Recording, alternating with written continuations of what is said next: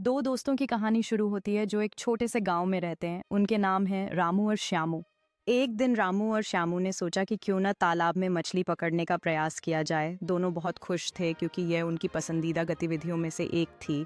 रात को उन्होंने एक कैंपफायर जलाया और उसके चारों ओर बैठकर कहानियां सुनाने लगे। तारे आसमान में चमक रहे थे और वे दोनों अपने सफर के बारे में बातें कर रहे थे। अगले दिन सुबह रामू और श्यामू ने अपने परिवारों की मदद करने का फैसला किया। वे खेतों में बीज बो रहे थे और सूरज की पहली किरणें उनके चेहरे पर पड़ रही थीं। खाने के समय रामू और श्यामू ने अपने परिवारों के द्वारा बनाई गई स्वादिष्ट थाली का आनंद लिया। उन्होंने एक साथ बैठकर खाने के दौरान मज़ेदार बातें की। खाने के बाद रामू और श्यामू ने साइकिल चलाने का निर्णय लिया। वे गांव की सड़क पर एक दूसरे को दौड़ाते हुए बड़े खुश थे। फिर उन्होंने क्रिकेट खेलना शुरू किया। खुली ज़मीन पर मटके के विकेट के साथ वे एक दूसरे का उत्साह बढ़ाते हुए खेल में लगे रहे। खेल के बाद रामू और श्यामू एक पेड़ के नीचे आराम कर रहे थे। उन्होंने ताज़ा नारियल पानी पीते हुए अपनी क्रिकेट मैच की कहानियां साझा की। एक दिन जब वे जंगल में घूम रहे थे, रामू और श्यामू ने एक पुराने नक्शे को एक पेड़ के तने में छुपा हुआ पाया। उनकी आंखें आश्चर्य से भर गईं जब उन्होंने उस पर खजाने के संकेत देखे। नक्शे को देखकर रामू और श्यामू ने तुरंत खजाने की खोज करने का फैसला किया। उन्होंने अपने अगले कदमों की योजना बनाते हुए नक्शे के विभिन्न स्थानों की ओर इशारा किया।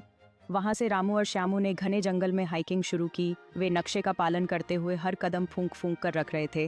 कुछ समय बाद वे एक छुपी हुई गुफा के सामने पहुंचे। उनके चेहरे पर खुशी की चमक थी जब उन्होंने सावधानी से उसके अंदर झांका। गुफा के अंदर उन्होंने एक टॉर्च जलाते हुए चमकते खजाने को देखा।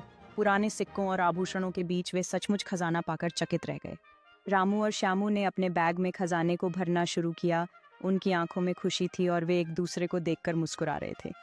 गुफा से बाहर निकलते हुए रामू और श्यामू ने सूरज की रोशनी में अपनी आंखें ढंकी। वे अपनी खोज पर विश्वास नहीं कर पा रहे थे। बाहर आते ही रामू और श्यामू ने खुशी से उछलना शुरू कर दिया।